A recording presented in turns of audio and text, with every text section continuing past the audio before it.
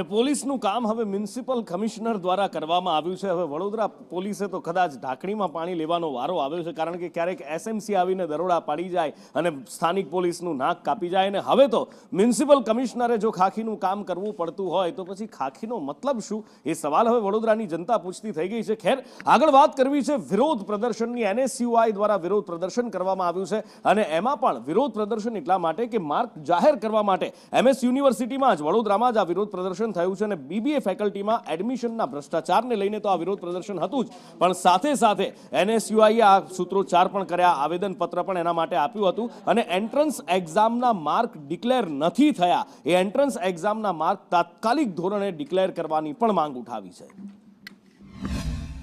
જેવી રીતે યુનિવર્સિટીની સૌથી ભ્રષ્ટ ફેકલ્ટી જો કોઈ કહેવાતી હોય તો એ બીબીએ છે, કારણ કે ત્યાં કોના એડમિશન થાય છે, કયા બેઝ પર થાય છે, કોઈ જ જાણકારી હોતી નથી। ગયા વર્ષે પણ એનએસયુઆઈ દ્વારા અવાજ ઉઠાવ્યો હતો કે જે બી વિદ્યાર્થીઓ અહીંયા એન્ટ્રન્સ એક્ઝામ આપતા હોય અને જે બી ટાસ્ક વાઇઝ એમને એક્ઝામ આપી હોય, સાથે સાથે તેમના માર્ક્સ પણ ડિક્લેર કરવામાં આવે, પણ યુનિવર્સિટીના બીબીએ ફેકલ્ટીના સત્તાધીશો અહીંયા ક્યાંક ને ક્યાંક માર્ક છુપાવીને ક્યાંક ને ક્યાંક મોટો ભ્રષ્ટાચાર કરે છે। અમારી માંગ એ છે કે જે બી ટાસ્ક વાઇઝ એક્ઝામ લેવાતી હોય તેના માર્ક્સ સાથે જાહેર કરવામાં આવે। દરેક વર્ષે બીબીએમાં એન્ટ્રન્સ એક્ઝામ લેવાય છે, ગ્રુપ ડિસ્કશન થાય છે અને આ બધી વસ્તુઓના માર્ક્સ બહાર પાડવામાં આવતા નથી, ડાયરેક્ટ એડમિશન આપી દેવામાં આવે છે। તો આજે અમે એનએસયુઆઈ દ્વારા બીબીએ બિલ્ડિંગ ખાતે માંગ લઈને આવ્યા છે કે જે પણ પ્રકારે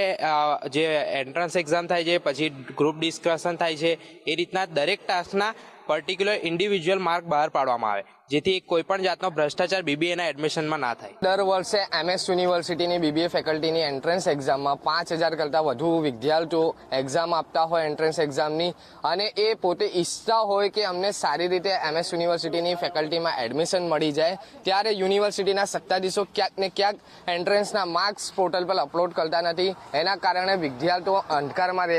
રહેતા હોય છે અને ક્યાંક ને ક્યાંક યુનિવર્સિટીના સત્તાધીશો સેટિંગના એડમિશન પણ કરતા હોય છે। આ કારનામું આજે એનએસયુઆઈને ખબર પડતા બીબીએ ફેકલ્ટીમાં રજૂઆત કરવામાં આવ્યા છે કે તાત્કાલિક ધોરણે જ્યારે પણ તમે એન્ટ્રન્સ એક્ઝામ લો યુનિવર્સિટીમાં, ત્યારે એમનું રિઝલ્ટ પોર્ટલ પર બધા વિદ્યાર્થીઓની વચ્ચે જાહેર કરવામાં આવે। जहाँ तक बीबीए प्रोग्राम के एडमिशन की बात है, कहीं से भी किसी वक्त, और मैं ये अपने स्वयं के प्रशासन के पर यूनिवर्सिटी फैकल्टी कॉमर्स की तरफ से कि एक